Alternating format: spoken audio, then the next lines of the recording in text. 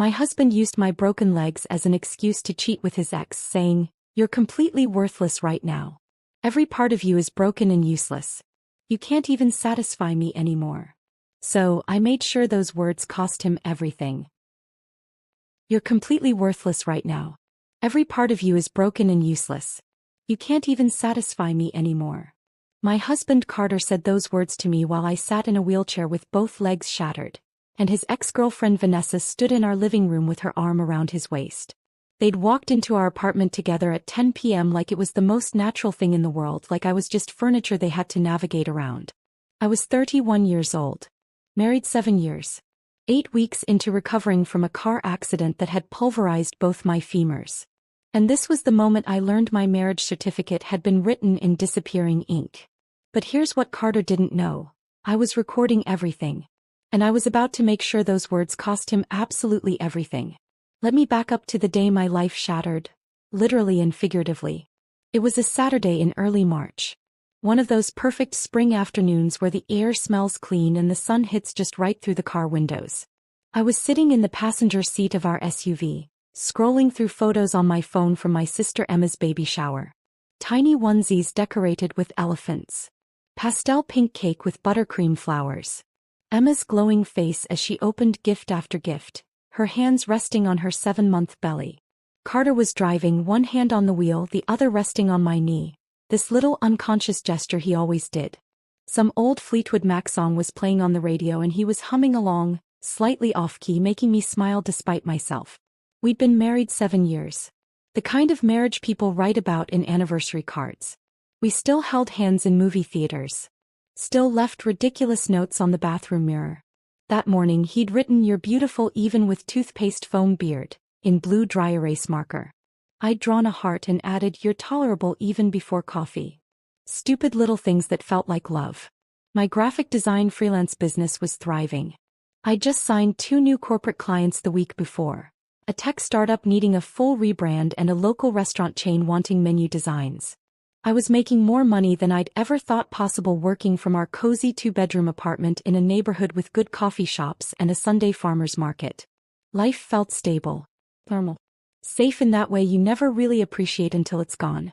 I remember thinking, scrolling through those baby shower photos, that maybe Carter and I should start thinking about kids soon. We'd always said, eventually, but eventually was starting to feel like now. Emma looked so happy. So complete. I was about to text her one of the photos when I saw the headlights. Wrong lane. Coming straight at us. Too fast. Carter screamed my name, "Siu," and jerked the wheel hard to the right. I looked up from my phone just as the dark sedan slammed into the passenger side. The police report would later say the driver was a 17-year-old kid who'd been texting. Going approximately 65 miles per hour in a 35 zone. The sound was like the world ending. Metal screaming. Glass exploding in a million directions. My phone flew out of my hand and disappeared somewhere in the chaos. The impact threw me sideways against the seatbelt so violently I thought my ribs would cave in. Pain. Immediate and everywhere. Specifically my legs. Oh God, my legs. Everything went white. Then red. Then black. I don't remember the ambulance. Don't remember the paramedics cutting me out of the wreckage. Don't remember the emergency room or the first surgery or the second one 12 hours later when they realized the damage was worse than initially thought. I woke up 3 days later. The hospital room smelled like antiseptic and something underneath it. Fear maybe, or despair. The kind that lives permanently in medical facilities. My mouth was so dry my tongue felt like sandpaper. My whole body felt wrong, disconnected, like I was wearing someone else's skin. My mother was sitting in a chair by the window, crying quietly into a shredded tissue. She looked older than I remembered. Lines around her eyes I'd never noticed before. My legs were elevated, wrapped in bandages and surrounded by metal hardware that looked like it belonged in a construction site instead of a hospital. Rods. Pins. Screws. Holding me together. Carter was sitting next to my bed holding my hand. His face was drawn, unshaven, eyes red-rimmed. When I made a sound, not quite a word, just a noise, his whole expression transformed. "Chloe," he breathed, squeezing my hand. "Oh God, you're awake. You're finally awake." Relief flooded through me. He was here. He'd stayed. Whatever had happened, we'd face it together. Dr. Mitchell came in about 20 minutes later. She was 50-ish, calm, competent, with short gray hair and that carefully practiced sympathy face doctors perfect in medical school. She pulled up a chair and explained the damage in measured tones designed not to panic me. The impact caused catastrophic bilateral fractures to both femurs, she said, showing me X-ray images on a tablet. My legs looked like shattered ceramic, pieces everywhere held together by metal rods. Extensive soft tissue damage. Significant nerve involvement. We've stabilized the fractures with intramedullary rods and plates, but you're looking at 6 to 8 months of recovery. Possibly longer. How much longer? My voice came out hoarse, unfamiliar. She paused. Never a good sign. Some patients regain near full mobility, she said carefully. Others experience permanent limitations. We won't know your specific outcome until we see how you progress through physical therapy. The room went silent. My mother made a small choking sound. I stared at the X-rays, at the shattered bones that used to be my legs, trying to process the words. Might walk normally again. Might not. Might need a cane forever. Might never be the same. Carter squeezed my hand tighter. Looked at Dr. Mitchell with fierce determination. Whatever she needs, he said firmly. We'll handle it together. Physical therapy, home care, modifications to the apartment, whatever it takes. She's not doing this alone. My mother looked relieved. Started crying harder but happier tears. Carter's parents arrived an hour later. His father, stern and practical in his usual way, assessed the situation quickly. His mother, emotional but trying to hide it behind forced optimism, kept patting my arm and saying everything would be fine. They praised Carter. Over and over. You raised a good man, my dad told Carter's father in the hallway. I heard it through the open door. Standing by her like this. Not every husband would. He knows what marriage means, Carter's father replied, voice gruff with approval. I believed them. Believed in the hand holding mine. Believed in the determination in Carter's voice when he promised we'd handle this together. Believed that 7 years of marriage meant something when everything else fell apart. That was my first mistake. 3 weeks later they discharged me. Both legs in heavy casts from hip to ankle. A wheelchair had been delivered to our apartment the day before. Carter had spent the previous week rearranging furniture to create pathways wide enough for the chair. He'd moved our bedroom setup to the living room since I couldn't navigate the stairs to our actual bedroom. Bought a shower chair. Installed grab bars in the bathroom. When both sets of parents helped get me settled that first day home, Carter was attentive. He adjusted pillows behind my back without being asked. Brought me water before I requested it. Checked every 10 minutes if I was comfortable, if I needed pain medication, if anything hurt. His mother actually teared up watching him. You're so lucky, she whispered while Carter was in the kitchen with the others. Not every man would handle this so well. You raised him right, my dad said, clapping Carter on the shoulder as they prepared to leave. Taking care of her like this. That's what marriage is about. Everyone left around 7. My dad was the last one out the door, giving Carter one final approving nod. The second the lock clicked, everything changed. Carter stood in the entryway for a moment, his back to me. Then he turned around and the concerned, devoted husband expression was just gone. Replaced by something flat. Hard. Almost resentful. I'm going out, he announced. Not asking. Just informing. I blinked at him, confused by the sudden shift. Oh. Could you maybe help me get settled in bed first? It's been a really long day. He sighed. Heavy. Theatrical. The kind of sigh you make when someone asks you to donate a kidney. Jesus, Chloe, he muttered. Fine. That sigh became the soundtrack of my new reality. Every single task, helping me to the bathroom, preparing meals, adjusting my position in the wheelchair, came with that same heavy sigh and eye roll. This thick aura of resentment that made the air in our apartment feel toxic. I wasn't his wife anymore. I was a broken thing he was stuck with. The first 2 weeks home blurred together. Pain medication fog. Physical therapy appointments Carter drove me to in complete silence. Long stretches of being alone while he claimed to be working late or having networking dinners or meeting the guys for drinks. Every time I needed help, showering, getting dressed, moving from wheelchair to bed, he'd do it but with visible frustration.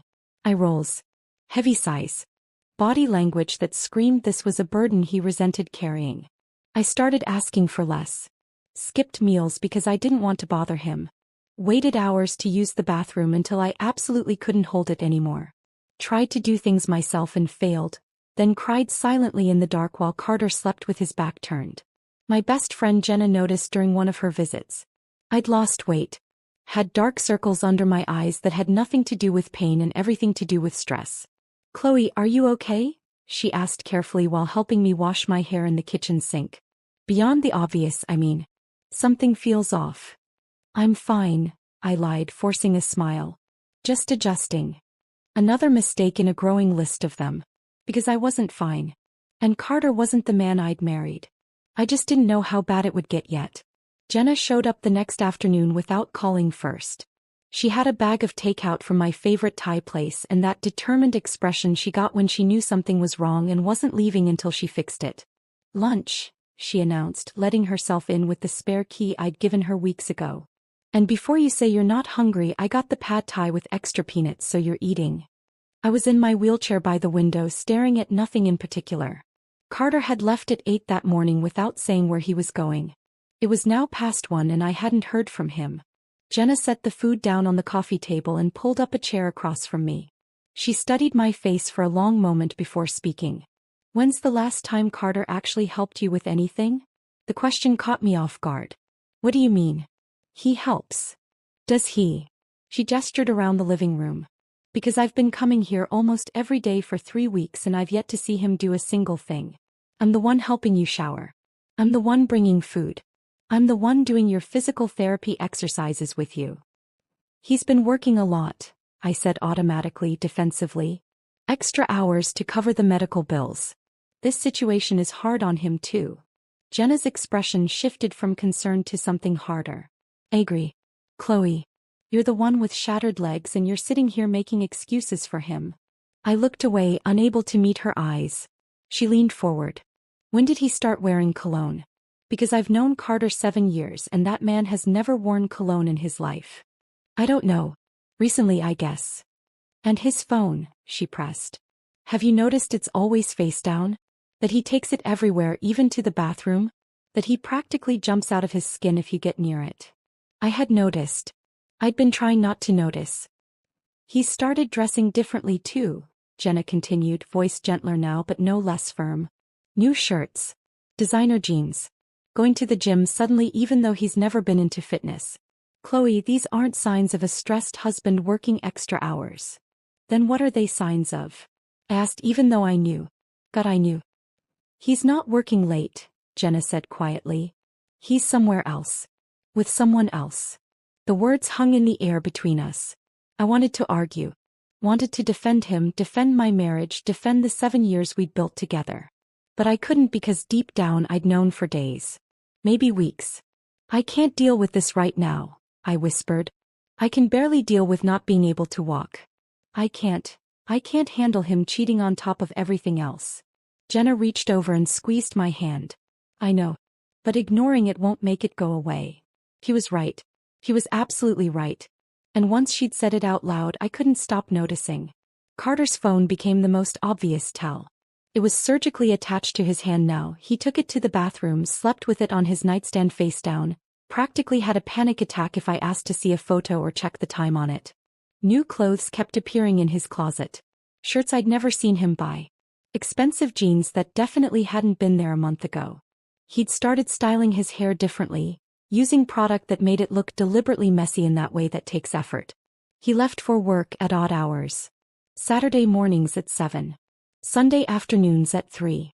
Weekday evenings at 9, claiming he had to finish something at the office, even though his job had never required that kind of schedule before. And when he came home he smelled different. Not like his usual soap and deodorant. Like perfume. Floral and sweet and definitely not mine. I started asking questions. Gentle ones at first. "How was work today?" "Fine." "What project are you working on that needs so much overtime?" "Why are you interrogating me?" His voice sharp, defensive. "I'm dealing with a lot right now, Chloe. Can you just give me some space?" Space. He wanted space while I was trapped in a wheelchair in our apartment, unable to leave without help, unable to do anything without assistance. One night, about 5 weeks into my home recovery, I heard him on the phone in our bedroom. The door was closed but not completely. I could hear his voice through the gap. Low and intimate. Laughing in a way he hadn't laughed with me in weeks. That free, unguarded laugh that used to be reserved for inside jokes between us. When he came out 20 minutes later, I asked as casually as I could manage, "Who were you talking to?" "Just Derek from work," he said without missing a beat. "You wouldn't understand. It's technical stuff." Derek. His college friend who worked in a completely different field. Who I'd met a dozen times and who definitely didn't inspire that kind of laughter. "Right," I said. "Technical stuff." He looked at me, then really looked at me, and I saw something flicker in his expression. Guilt maybe. Or annoyance that I was questioning him. "I'm going to bed," he announced, even though it was only 8:30. I sat in the living room alone, the apartment dark except for the glow of my laptop screen. I understood perfectly. I just wasn't ready to face it yet, because facing it meant admitting I was trapped. Physically unable to leave, financially dependent since my freelance income had dropped to almost nothing, emotionally shattered. What was I supposed to do? Will myself out the door and into a new life? The truth was I was stuck. And he knew it. 8 weeks after the accident, everything exploded into the open. It was a Saturday night. Carter had been gone all day, left at 10 in the morning claiming he had to finish a project at the office even though it was the weekend. I was in the living room working on a logo design for one of my few remaining clients, trying to maintain some semblance of income and normalcy. The work helped. Gave me something to focus on besides the pain and the wheelchair and the marriage crumbling around me. It was almost 10 when I heard his key in the lock. Then voices. Plural. My stomach dropped. The door opened and Carter walked in with a woman. She had her arm looped through his, both of them clearly buzzed, laughing about something. She was tall, blonde, pretty in that effortless way some women are. Wearing a dress that was too nice for a casual Saturday. They stopped when they saw me sitting there in my wheelchair in the dim living room light, laptop balanced on my thighs. Carter's expression wasn't guilt. Wasn't surprise. It was irritation, like I was a piece of furniture in the wrong place, disrupting his plans. "Oh," he said, tone flat. "You're still awake." "Still awake in my own living room," I said slowly, voice eerily calm despite my heart hammering. "Interesting observation. Who's this?" The woman smiled. Not friendly. Condescending. Pitying in a way that made my skin crawl. "I'm Vanessa," she said, voice smooth and confident. "Carter and I are old friends. Catching up." Vanessa. I knew that name. His ex-girlfriend from college. The one he dated for 2 years before we met. The one he claimed to have zero contact with. "Old friends," I repeated, looking at their linked arms. "Is that what we're calling it?" Carter had the audacity to look annoyed. "Chloe. Don't start. Don't start." My voice went up an octave. "You brought your ex-girlfriend into our apartment at 10 p.m. without telling me, and I'm not supposed to react?" Vanessa's smile widened. She was enjoying this. "Carter mentioned you were going through a difficult time," she said, that same condescending tone. "I just wanted to offer support." Support. I turned my wheelchair slightly to face them both fully. How thoughtful. "Carter, can I talk to you? Alone." He looked at Vanessa, then back at me, and said the words that confirmed everything I'd been afraid to acknowledge. "Anything you want to say, you can say in front of her." The room went very quiet. The laptop fan hummed. Outside, someone's car alarm went off briefly, then stopped. "Get out," I said to Vanessa, voice shaking with fury I could barely contain. She looked at Carter. He shrugged. "You don't own this place alone, Chloe," he said. "I have just as much right to invite people over. Not your ex-girlfriend while your wife is sitting here in a wheelchair." Vanessa's expression shifted to something uglier. She stepped forward, emboldened by Carter's support. "Maybe if you weren't so focused on yourself," she said, voice dripping with false sympathy, "Carter wouldn't need outside companionship." The room went silent. Even Carter looked uncomfortable for a split second. "What did you just say?" I whispered. Carter stepped forward. And then he said the words I would replay in my head 1,000 times. The words that ended our marriage completely and irreversibly. "She's not wrong, Chloe. You're completely worthless right now. Every part of you is broken and useless. You can't work properly, can't take care of yourself, can't even satisfy me anymore. What am I supposed to do? Just wait around hoping you eventually become functional again?" Vanessa actually giggled. Slipped her arm around his waist possessively. He needs someone who can actually be a partner, she said. I stared at them both. At Carter, who'd promised in sickness and in health, 7 years ago in front of 150 people. At Vanessa, who'd clearly been circling back into his life the second I became vulnerable. And something inside me went cold. Calculating. They thought I was helpless. Broken. Trapped.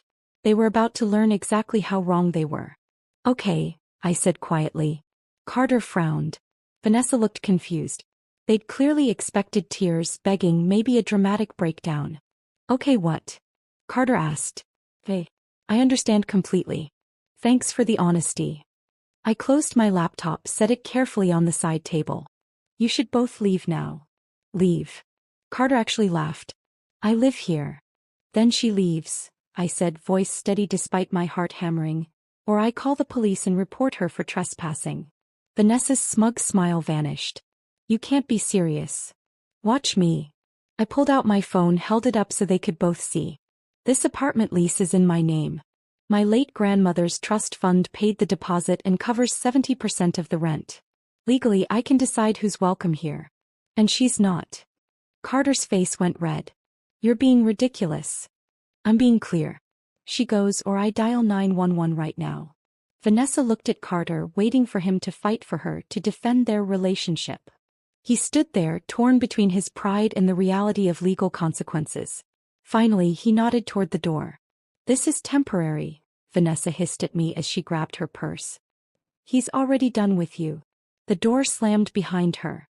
Carter stood in the entryway, arms crossed, glaring at me like I'd committed some unforgivable offense.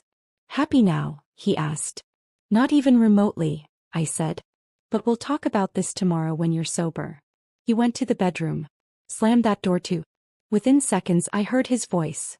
Low, angry, probably calling Vanessa to complain about his unreasonable wife. I sat in the dark living room, hands shaking, adrenaline making my whole body vibrate. And then I made a decision. Not an emotional one. A strategic one. I picked up my phone and texted Jenna. I'll need your help with something. Can you come over tomorrow morning? Her response came in seconds. What happened? Everything. I'll explain tomorrow. It's important. I'll be there at 9.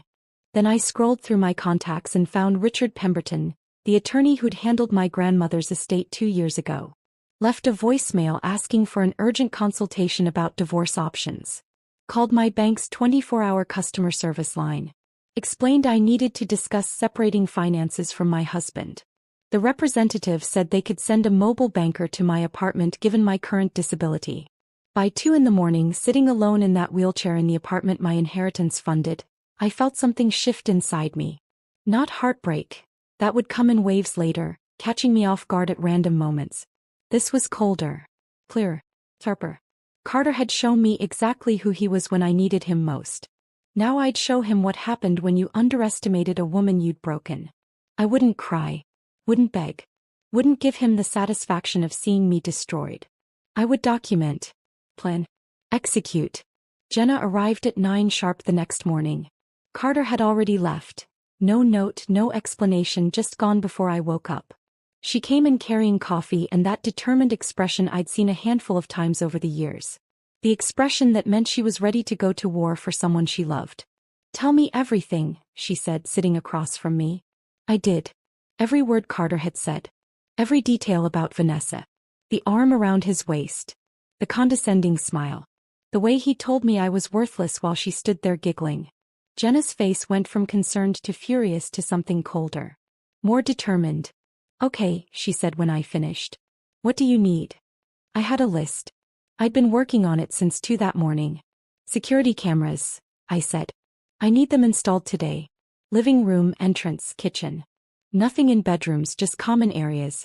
Because he's going to bring her back here, and when he does, I want video evidence. Jenna nodded, already pulling out her phone. My brother Marcus does home security. Let me call him right now. Also, I continued, I need help moving my important documents. Birth certificate, marriage license, financial records, my grandmother's trust documents. Everything. I want them somewhere Carter can't access them. My place works. What else? I need to understand my legal options. The attorney is supposed to call back this afternoon. Good. What about money? Bank sending someone over. I need to protect my inheritance, separate my accounts. Jenna looked at me with something like pride. You've been busy. I had a lot of time to think last night. We spent the next 3 hours organizing. Jenna went through my file cabinet, pulling documents and packing them carefully into a bag she'd brought. Birth certificate. Marriage license. I felt a pang looking at that one, remembering the day 7 years ago when I'd actually believed those vows meant something. Financial records. My grandmother's trust paperwork showing the inheritance that had paid for most of our life together. Marcus showed up around noon. He was Jenna's younger brother, mid-20s, with the same sharp eyes and no-nonsense attitude. He took one look at me in the wheelchair and didn't ask invasive questions, just got to work. Professional-grade equipment. Small, discreet cameras with excellent resolution. One tucked in the living room corner behind a plant. One positioned to cover the front door and entryway. One in the kitchen aimed at the common area. All connected to an app on my phone. Recording continuously. Uploading to encrypted cloud storage automatically. This feels very spy movie, Marcus said as we tested the feed on my phone. That's because my marriage became a bad Netflix drama, I replied. He grinned despite the grim situation. Well, now you've got evidence for the finale. Jenna handed him cash. I tried to pay but she waved me off, and he left with a promise to check the system remotely and make sure everything stayed running smoothly. Patricia, the mobile banker, arrived at 3.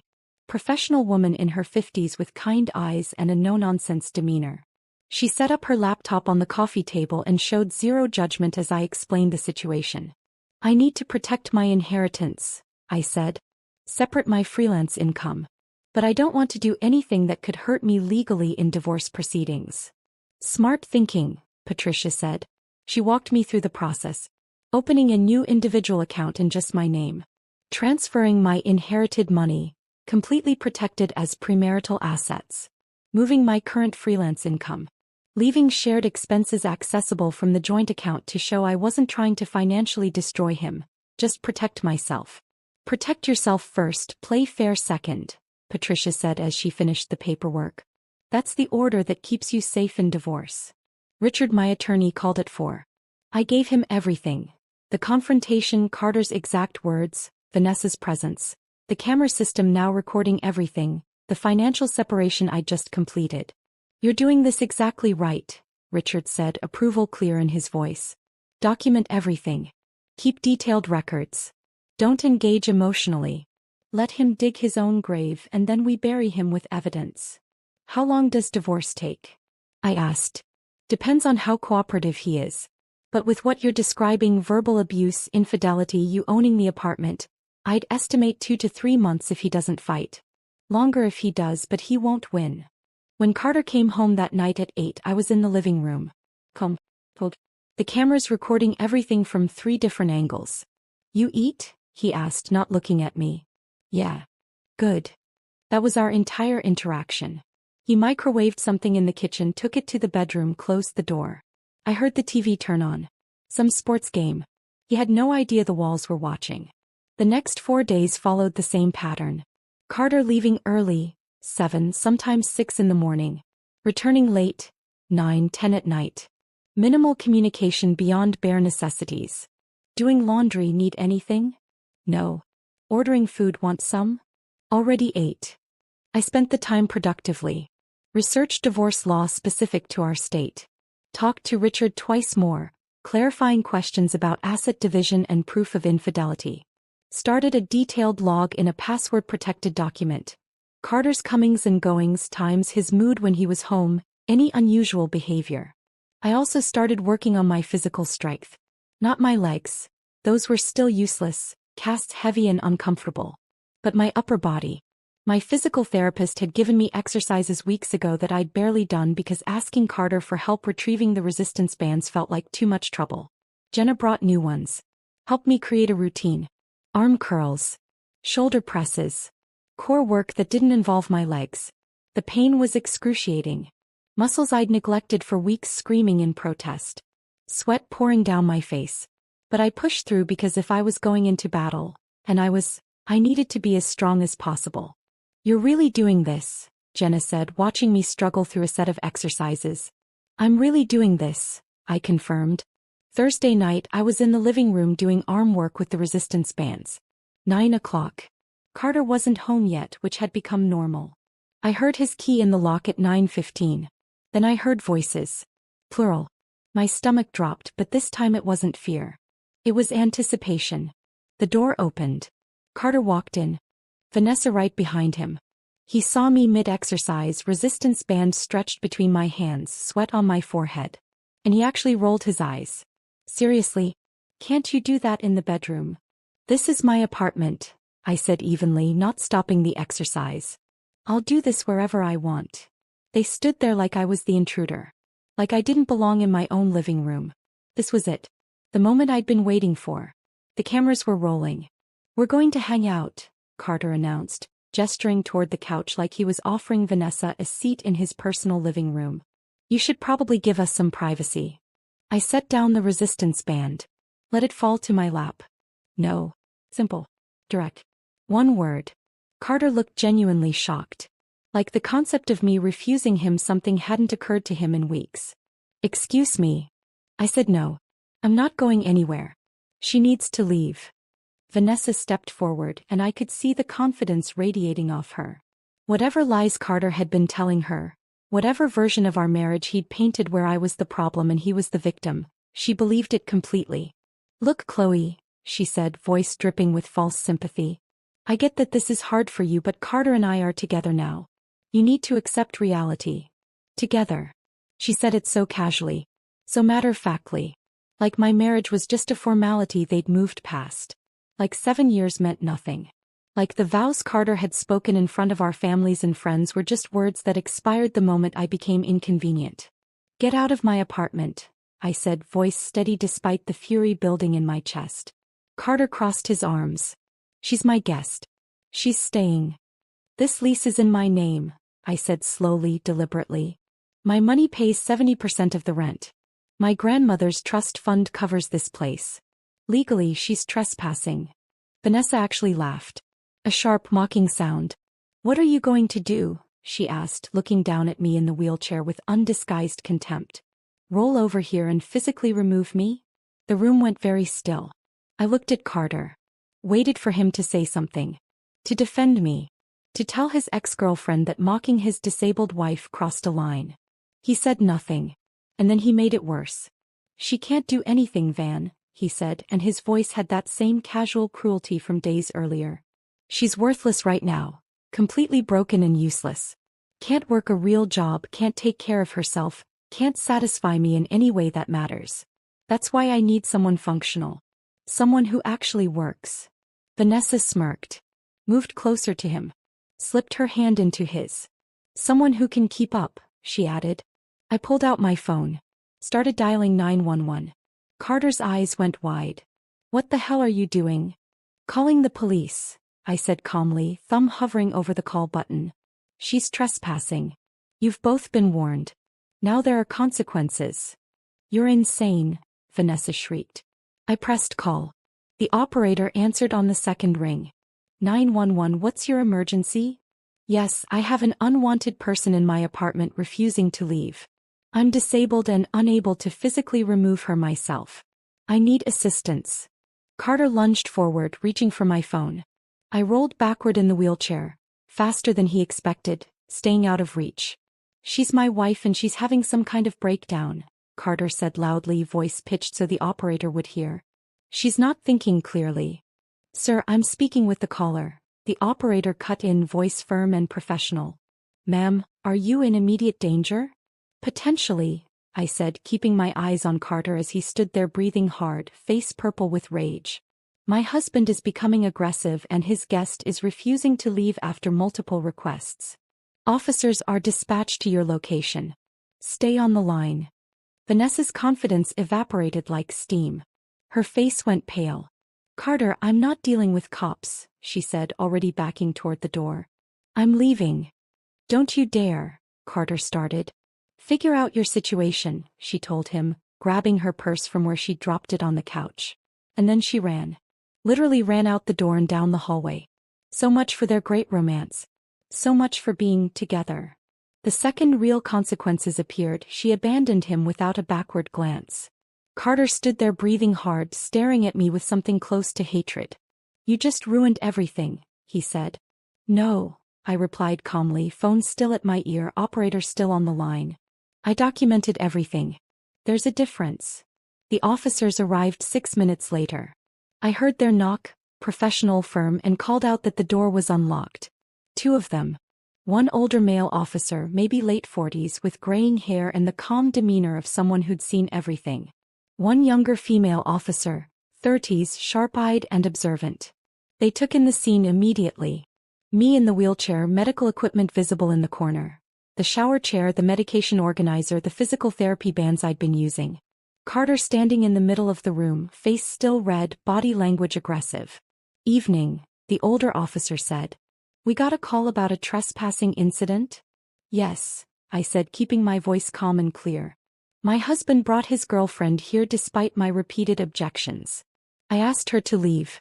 She refused and mocked my disability. When I insisted, she finally left, but only after I called you. The female officer was already taking notes. Where is she now? She ran when she heard officers were coming, I said. Carter made a sound, half laugh, half scoff.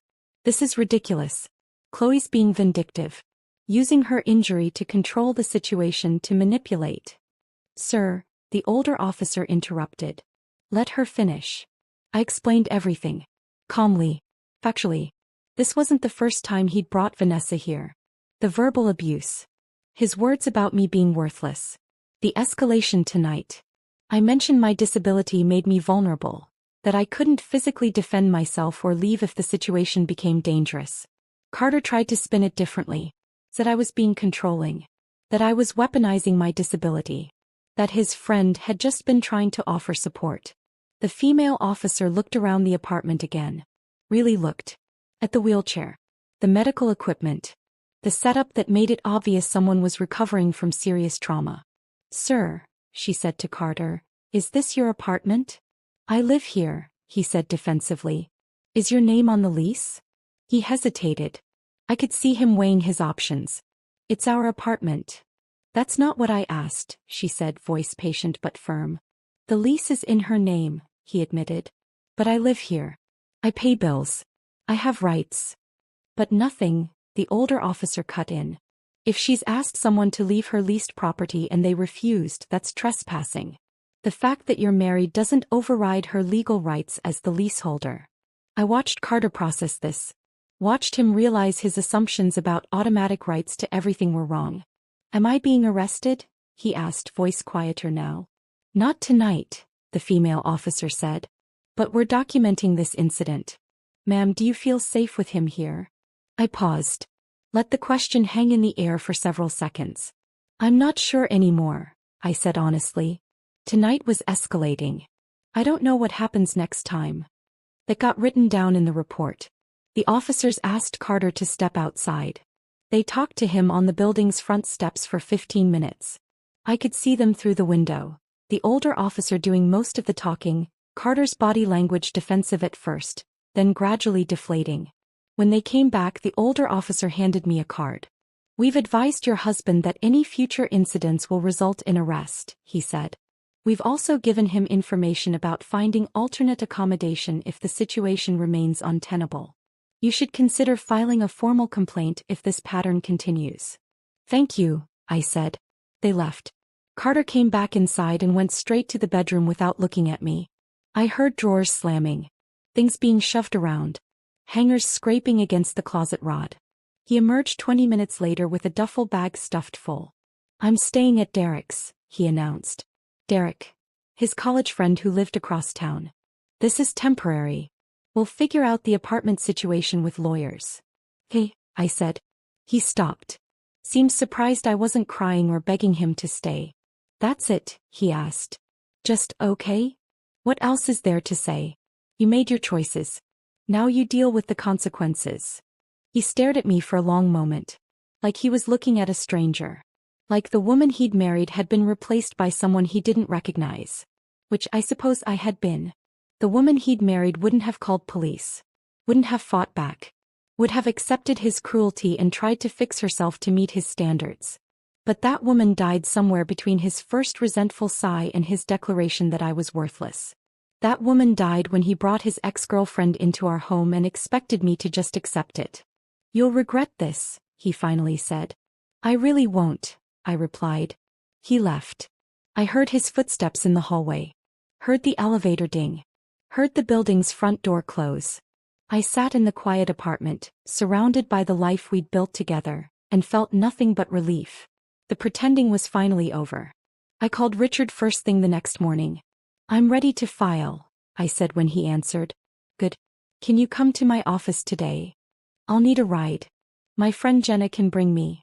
Perfect. Let's say 11. Bring everything you've documented. Jenna picked me up at 10:30.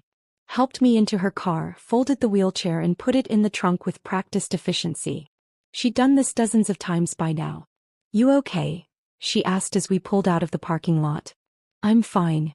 Better than fine, actually. She glanced at me. You seem different. Calmer. I know exactly what I'm doing now, I said. That helps. Richard's office was downtown in a modest building that didn't try to impress with marble floors or expensive art. Just professional. Competent. Which was exactly what I needed. He met us in the lobby, shook my hand, led us back to a conference room where he'd already set up. Legal pads. Recording equipment. Show me what you have, he said. I did. Everything. The camera footage from that Thursday night. Carter and Vanessa walking in together, their body language intimate and familiar. The audio of Carter calling me worthless, broken, useless. Vanessa's mocking laughter. The entire confrontation captured in high-definition video from 3 angles. The police report from that night. Professional. Documenting Carter's aggressive behavior, Vanessa's presence, my statement about feeling unsafe. Financial records showing my grandmother's trust fund had paid for 70% of our rent for the past 5 years. The lease with only my name on it. Bank statements showing my freelance income had supported most of our lifestyle. Richard watched the videos twice. Read through the police report carefully. Examined the financial documents with the attention to detail that made him good at his job. This is unusually well documented, he finally said, looking up at me with something like professional admiration. Your husband essentially gave us everything we need to destroy any claim he might make. So we can file today? We can file today, he confirmed. We spent the next 2 hours going through the petition. Grounds for divorce. Irreconcilable differences, though Richard noted we could add adultery if Carter contested anything. Division of assets. Apartment and trust fund were mine as premarital property. We'd split the minimal shared assets. Furniture, some savings, the small joint checking account. What about spousal support? I asked. Richard shook his head. He has no case. You have documented proof of verbal abuse and infidelity. Plus he was employed throughout your marriage and is employed now. Courts don't look kindly on someone who abandons their disabled spouse then demands money. Good. We filed that afternoon. Richard submitted everything electronically, then sent a courtesy copy to Carter's last known address, Derek's house across town. He'll be formally served in about 3 days, Richard said. Expect him to call. Don't answer. Let everything go to voicemail, then forward those messages to me. Understood. Carter got served 3 days later on Monday morning. I'd specifically asked Richard to have him served at his office during business hours. Maximum embarrassment. The call started 20 minutes later. First call, Chloe, what the hell? Divorce papers? We need to talk about this. I didn't answer. Let it go to voicemail. Second call, you can't just throw away 7 years. Call me back. Third call, this is insane. You're overreacting. I made a mistake, okay? Can we please just talk? By the end of the first hour, he'd called 19 times. The voicemails progressed through stages. Anger. Desperation. Back to anger. You manipulative witch, one message said, his voice shaking with rage. You planned this. You've been planning this the whole time, weaponizing your disability to trap me. Another. My attorney says you have no right to keep the apartment. We'll see you in court. And then later that night, please. Please just talk to me. We can fix this.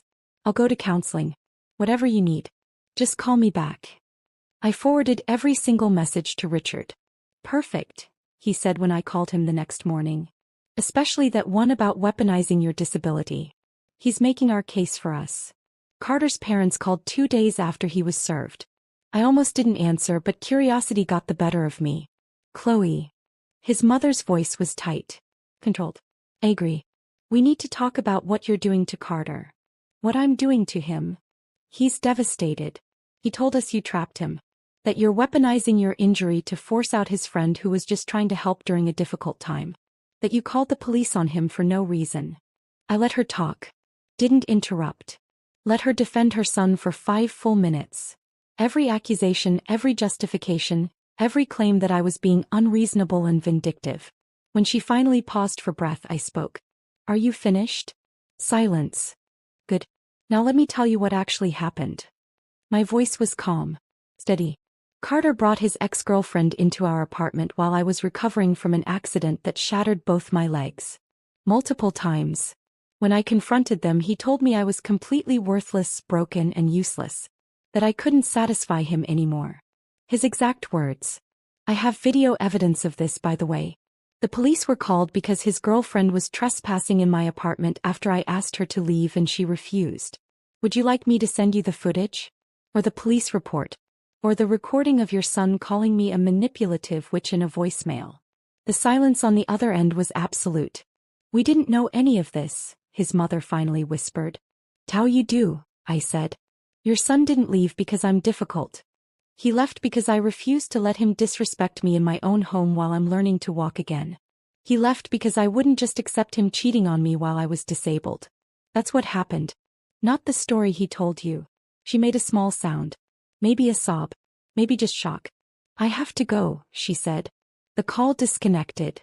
They never called back. Later, through a mutual friend who knew Carter's cousin, I heard they'd stopped giving Carter money. That his father had told him he was deeply disappointed. That his mother had asked for the camera footage and watched it, then apparently cried for an hour. Good. The mediation happened 6 weeks into the divorce process. Required by the court before we could go to trial, though Richard was confident we wouldn't need trial. We met in a neutral office downtown. The mediator was a woman in her 60s named Margaret Flores. No nonsense, experienced, the kind of person who'd heard every excuse and seen every tactic. Carter showed up with his attorney. Not the fancy one he'd mentioned hiring back when we were still married. This one was younger, looked harried, kept checking his watch like he had somewhere else to be. Money was clearly tight for Carter. His attorney made the opening argument. Carter deserved half the apartment's value because they'd been married 7 years. Community property. Marital assets. Richard didn't even stand up. Just handed Margaret a folder. The apartment lease is in my client's name exclusively, he said. Funded entirely by her premarital inheritance from her grandmother. Not a single dollar of marital income went toward that apartment. It's separate property under state law. Margaret reviewed the documents. Looked at Carter's attorney. He's correct. Next claim. Carter's attorney tried again. Spousal support. Carter had supported her emotionally through her recovery from the accident. He deserved compensation for the caregiving duties he'd performed. Richard pulled out his laptop. Set it up where everyone could see the screen. I'd like to enter into evidence video footage from my client's apartment security system, he said.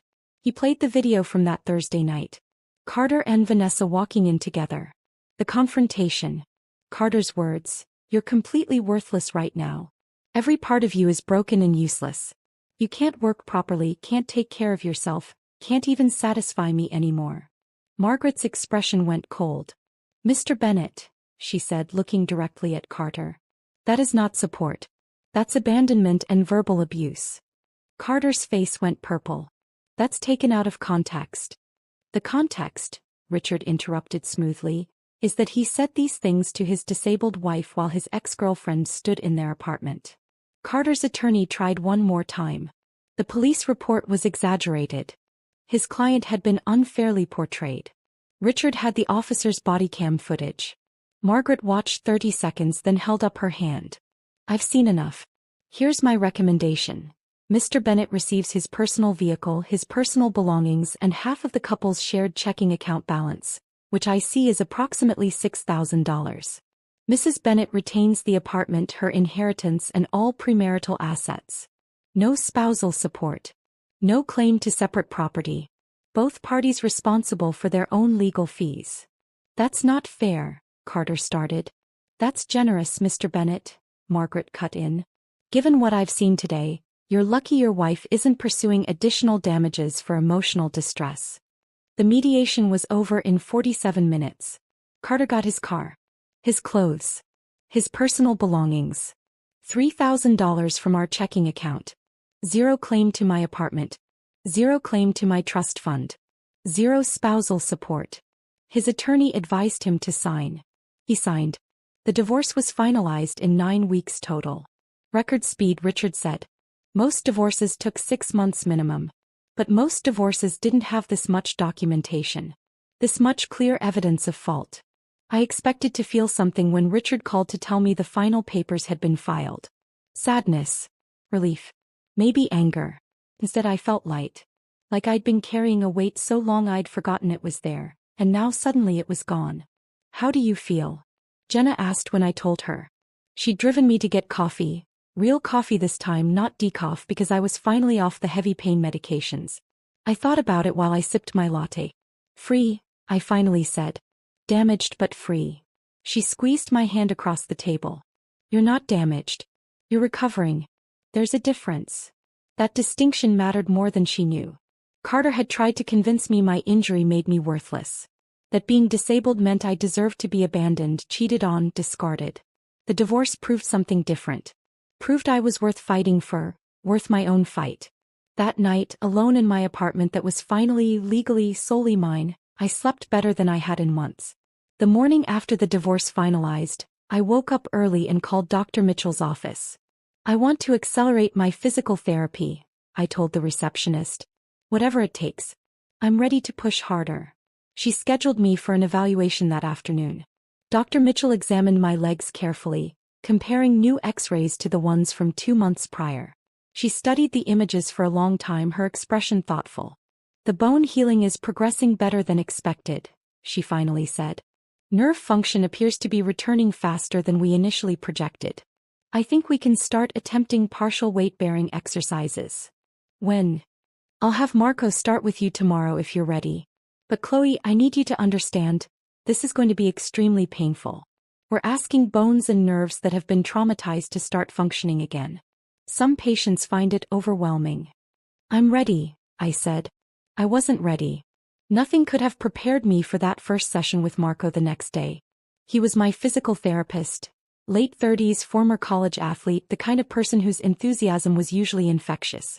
He'd been working with me since I came home from the hospital, but mostly on upper body strength and flexibility exercises. This was different.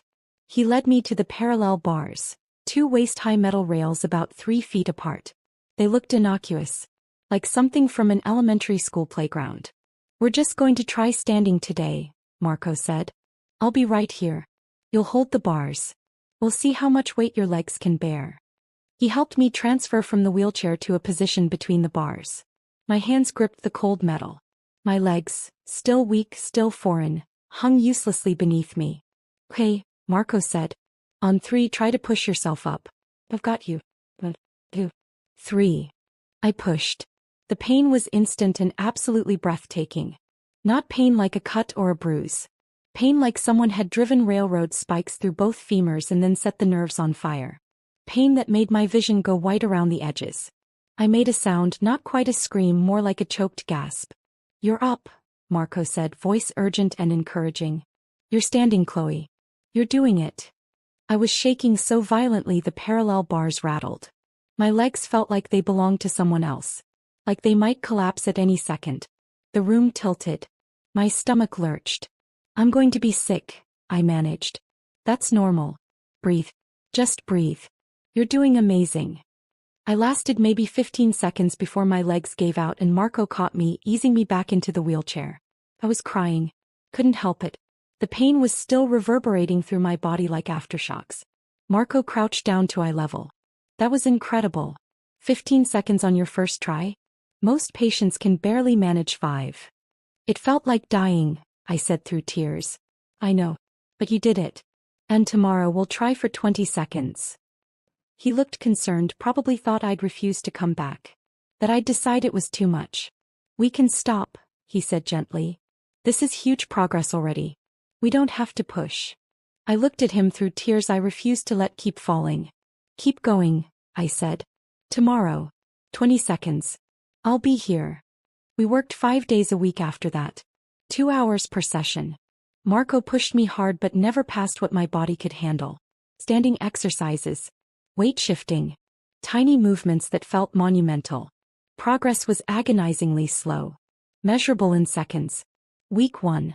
45 seconds standing before my legs gave out. Week 2. A full minute then 90 seconds.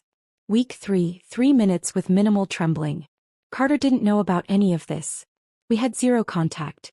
Everything went through Richard when necessary, which wasn't often now that the divorce was finalized. But Jenna's intelligence network was thorough. Her cousin Hannah worked the front desk at the gym Carter had joined, the expensive one downtown with the juice bar and the personal trainers. They're always there together, Hannah reported to Jenna, who reported to me. Carter and some blonde woman. Very couple-y. Matching workout clothes and everything. Had to be. Jenna showed me their social media. Carter had made his Instagram public again, probably to show off his new relationship. Photos of them at restaurants. Some hiking trail. Holding hands in front of a sunset with the caption, "New beginnings with the right person." Another post. A photo of Vanessa laughing at something off camera. Carter's caption, "Finally found someone who understands what partnership really means." It made my blood boil. But I channeled that anger into something productive. Into motivation. Every exercise that made me want to quit, I thought about Carter's words. Worthless. Broken. Useless. Every time my legs screamed in protest during physical therapy, I imagined his face when he'd eventually see me standing. Walking. Thriving. Marco noticed the shift in my determination around week 4. "You're pushing yourself really hard," he said one afternoon after I'd insisted on trying to stand for 5 minutes straight despite visible trembling. "What's driving this?" I looked at him. Considered lying. Decided honesty was easier. "Revenge is an excellent motivator," I said. He laughed. Thought I was joking. I wasn't. Every step I took toward recovery was a step away from the woman Carter thought he'd broken. Every second I stayed standing was proof that his words were lies. 4.5 months after the accident, 2 months after the divorce finalized, I took my first steps. We'd been building toward it for weeks.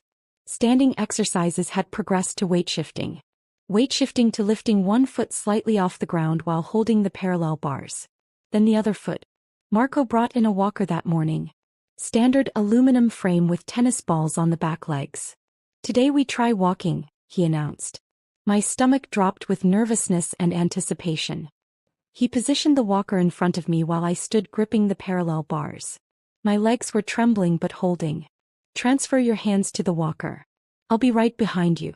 If you start to fall, I've got you." I moved my hands. Gripped the walker. It felt less stable than the bars. "Now," Marco said, "slide your right foot forward.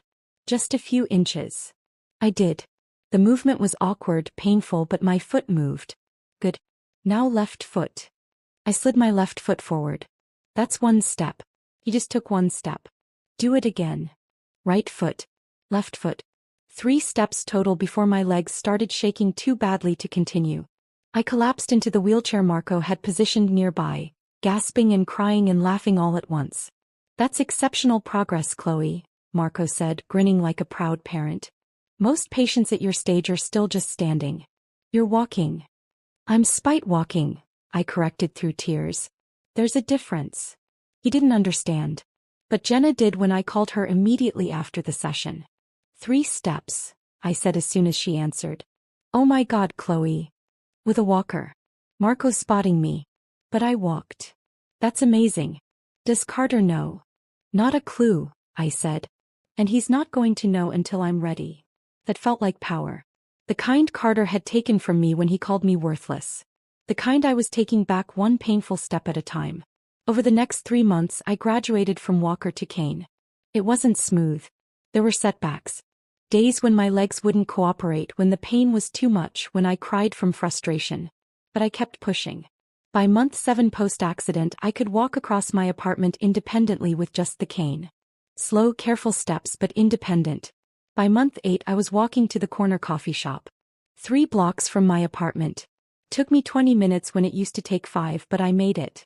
Mrs. Kim, the owner who'd known me since I moved to the neighborhood, actually teared up when she saw me walk through the door. "Chloe," she breathed. "You're walking." I didn't think. She stopped herself. "I'm so happy to see you on your feet." "Neither did my ex-husband," I said, accepting the latte she made without me having to order. She didn't ask what I meant, but her expression said she understood. I started taking short walks every evening. Around the block at first. Then 2 blocks. Then 3. Building strength and stamina gradually.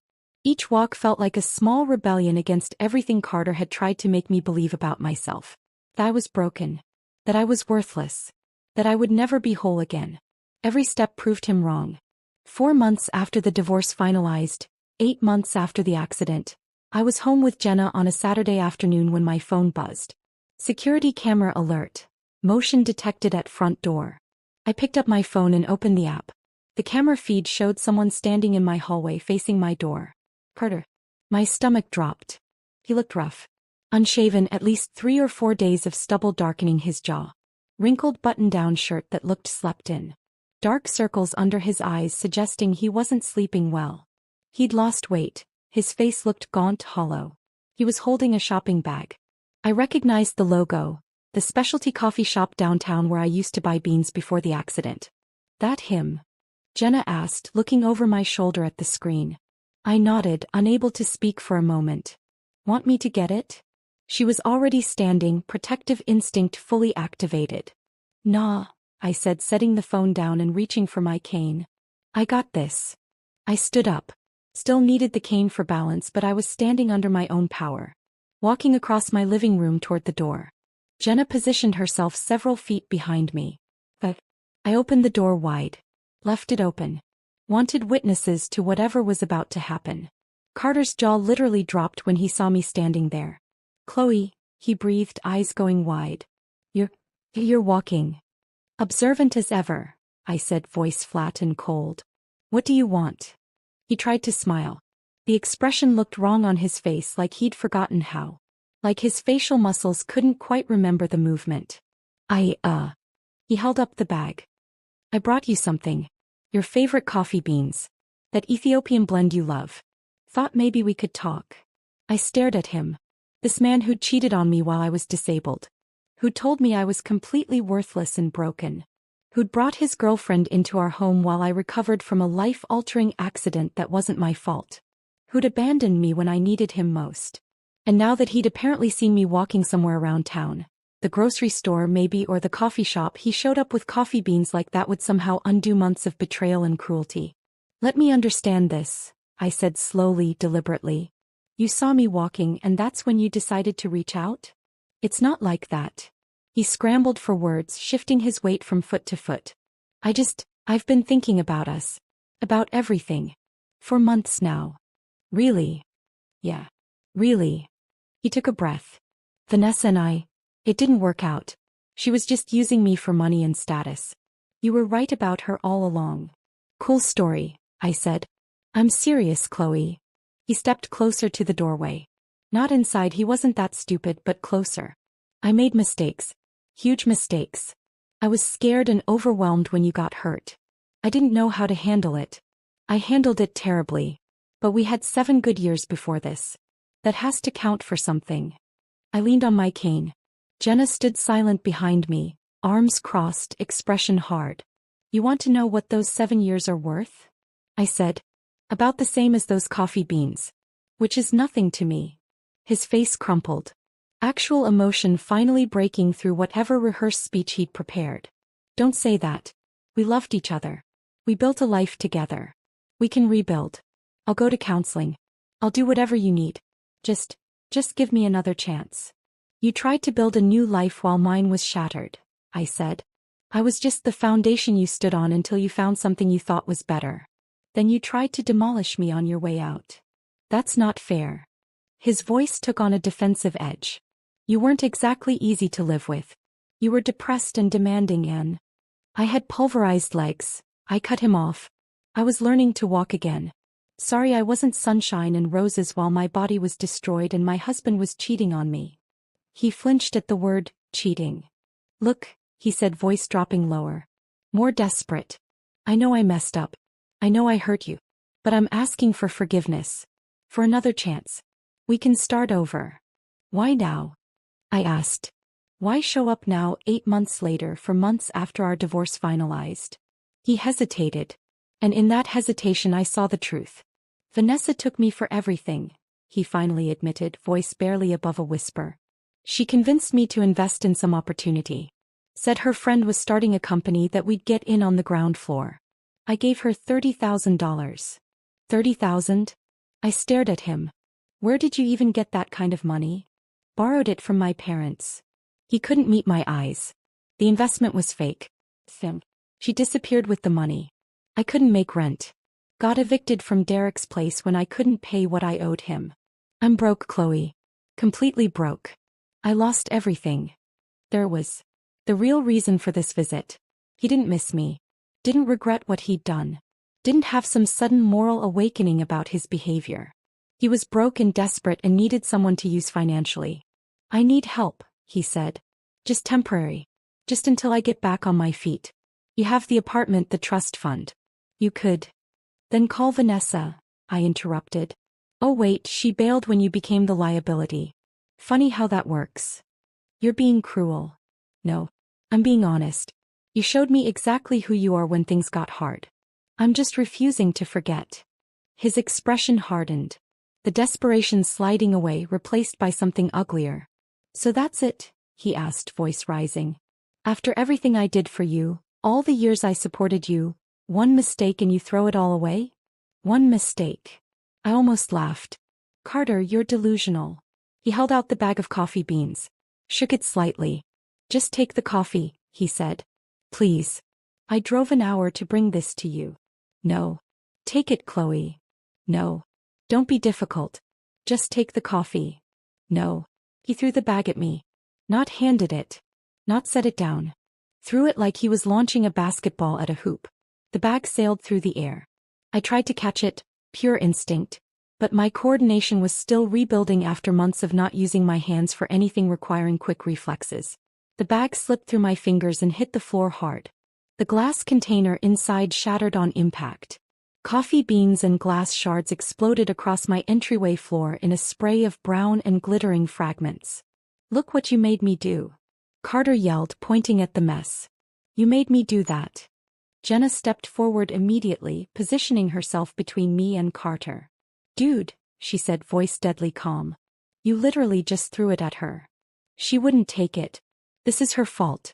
She's being stubborn and vindictive and... Get out, I said. No. Not until you understand what you're throwing away. I'm giving you a chance here, Chloe.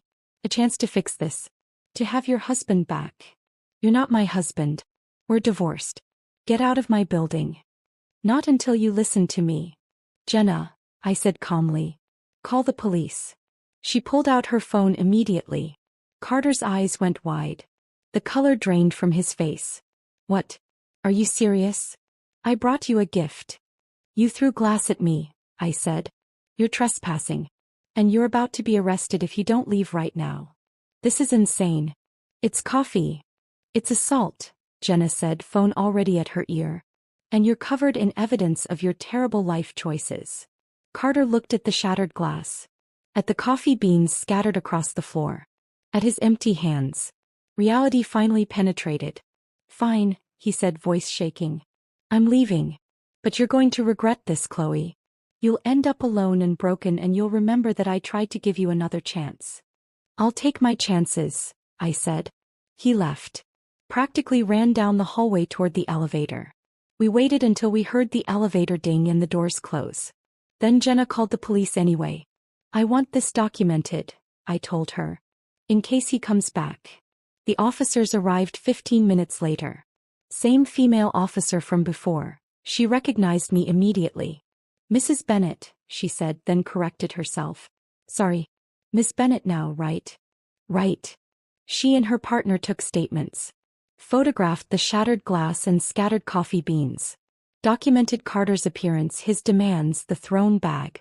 Want to press charges? She asked. Just want it documented, I said. Added to the file. In case he escalates. Smart move, she said, handing me a case number.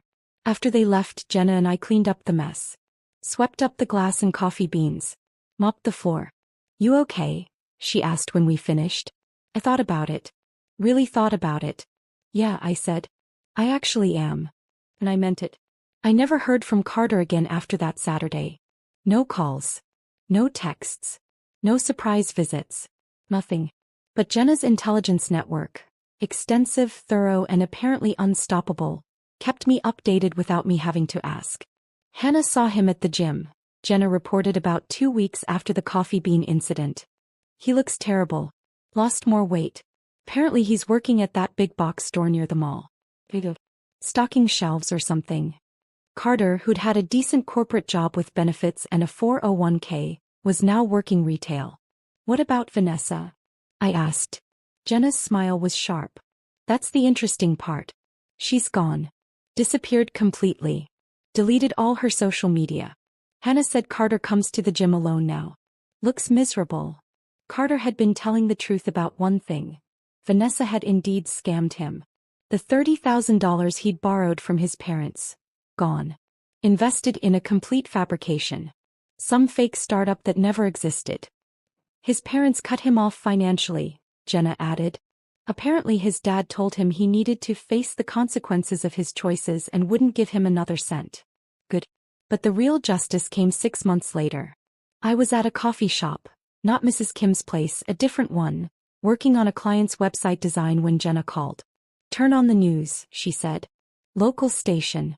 Channel 5. Why? Just trust me. I pulled up the news station's website on my laptop. The headline made me actually laugh out loud, earning strange looks from other customers. Local woman arrested in investment fraud scheme. The photo showed Vanessa in handcuffs being led out of an apartment building by police. I clicked the video. The reporter explained that Vanessa Harper had been arrested for running an investment scam targeting multiple victims. She'd convinced at least 4 men, for that they knew about, to invest in a fake business opportunity, then disappeared with their money. Total amount stolen, over $100,000. The charges: felony fraud, grand theft, criminal impersonation. The reporter mentioned that the district attorney's office wasn't interested in plea deals due to the number of victims and the sophistication of the scheme. Karma worked overtime on that one, Jenna said when I called her back. How long do you think she'll get? My cousin who works in the DA's office says 18 months minimum. Maybe more depending on the judge. Plus she's facing civil lawsuits from all the victims. I thought about Carter, broke and working retail, realizing the woman he'd destroyed his marriage for had been using him the entire time. It should have felt better than it did. More satisfying. Dad, I just felt tired. And grateful I'd gotten out when I did. I kept walking. Every day. Pushing myself a little further. By month 10 post-accident, I graduated from cane to walking independently. It wasn't perfect, I still limped when I was tired, still had days when my legs ached deep in the bones. But I could move through the world under my own power. My freelance graphic design business had actually grown during my recovery. Turns out when you're working from bed with nothing else to do, you respond to emails faster, you put everything you have into the projects you can control, you deliver work ahead of schedule. I'd gained 8 new clients during the months I was recovering. By month 11, I was making more money than I'd made at any point during my marriage. But the real transformation came from somewhere unexpected. I was at a physical therapy appointment, still going twice a week for maintenance, when another patient asked me about my injury. She was maybe 50, recovering from a car accident similar to mine, recently separated from her husband. He left 2 weeks after I came home from the hospital, she said quietly. Said he couldn't handle it. I knew that story. Lived that story. Did you have an attorney? I asked. She shook her head. I didn't even think about it. I was just trying to survive. Something clicked in my mind. I went home and created a website that night. Simple. Clean. Professional. Disability rights and divorce consulting. Protecting yourself during medical crises. I wrote about my experience, anonymized but honest. The betrayal. The legal battles. The importance of documentation, financial protection, understanding your rights when you're most vulnerable. I offered free initial consultations. Within a week, I had 3 inquiries. Within a month, I had 12 clients. People recovering from accidents, illnesses, surgeries. People whose partners had abandoned them or cheated or become abusive when they became disabled. People who needed someone who understood both the legal realities and the emotional devastation. I turned my nightmare into advocacy. By the end of the first year, I'd helped 23 people protect themselves legally during vulnerable medical situations. Walked them through filing for divorce, protecting assets, documenting abuse, understanding disability rights. It gave me purpose beyond my own revenge. Made the suffering mean something beyond just my own story. I started dating again after a year and a half. Hesitantly at first. Coffee dates where I was brutally honest upfront about my limitations, the limp that got worse when I was tired, the emotional scars that probably weren't completely healed. Most men were polite but clearly uncomfortable. The limp bothered them, or the story bothered them, or the idea of dating someone who'd been through trauma was too complicated. Then I met Daniel. I was speaking at a disability rights workshop downtown, talking about the intersection of medical crisis and divorce law, when I noticed him in the third row taking detailed notes. After my presentation, he approached me. "That was incredibly informative," he said. "I'm an attorney specializing in medical discrimination cases.